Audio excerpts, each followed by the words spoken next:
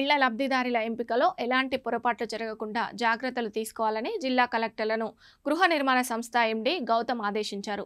దరఖాస్తుదారులు పేర్కొన్న స్థలం సరైనదా కాదా అనే విషయాన్ని పరిశీలకులే నిర్ధారించాలని, ఆ తర్వాతే యాప్లో వివరాలు నమోదు చేయాలని స్పష్టం చేశారు. యాప్లో నమోదు చేసిన వివరాలపై 360 డిగ్రీల సాఫ్ట్వేర్తో మరోసారి పరిశీలన ఉంటుందన్నారు. ఇందిరమ్మ ఇళ్ల పథకం కింద మొదటి విడతలో నియోజకవర్గానికి 3,500 చొప్పున ఇచ్చేందుకు రెడీ అయ్యారు.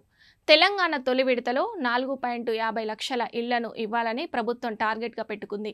ఒక్కో ఇంటి నిర్మాణానికి లబ్ధిదారికి ప్రభుత్వం 5 లక్షలు ఇవ్వనుంది. మొత్తం 4 విడతల్లో ఈ డబ్బును లబ్ధిదారుల అకౌంట్లో జమ చేయనున్నారు. తొలి విడతలో స్థలం ఉన్నవారికి ఇళ్ల మంజూరు చేసేందుకు రెడీ ప్రణాళికలు రచిస్తున్నారు. మొదటి విడతలో మంజూరు చేసే ఇందిరమ్మ ఇళ్లకు 7,740 కోట్లు వెచ్చిస్తున్నట్లు ప్రభుత్వం స్పష్టం చేసింది. ఈ ఆర్థిక సంవత్సరంలోనే లబ్ధిదారుల ఎంపిక పూర్తి చేసి ఇళ్లకు నిధులు కేటాయించేలా రేవంత్ ప్రభుత్వం ప్రణాళికతో ముందుకు సాగుతుంది.